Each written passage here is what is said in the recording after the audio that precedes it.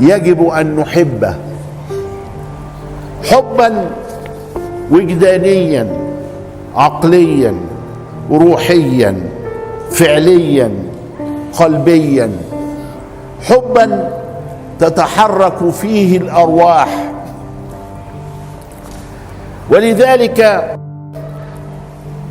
ترى المحبين قدموا أحمد شوقي أمير الشعراء على حافظ إبراهيم. أحمد وحافظ كانوا كفرسي رهان، إلا أن أحمد رحمه الله تعالى تعلق قلبه برسول الله فكتب مادحا فيه القصائد الكثيرة. هو الذي كتب ولد الهدى، سماه هدى. ولد الهدى فالكائنات ضياء، وفم الزمان تبسم وثناء.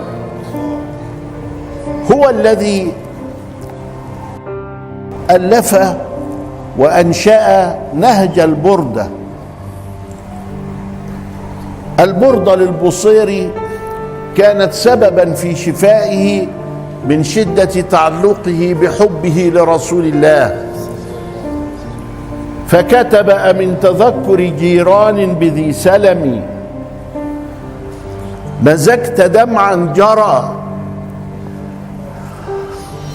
من مقلة بدم أم هبت الريح من تلقاء كاظمة، وأومد البرق في الظلماء من إضم، فما لعينيك إن قلت اكففا همتا، وما لقلبك إن قلت استفق يهمي.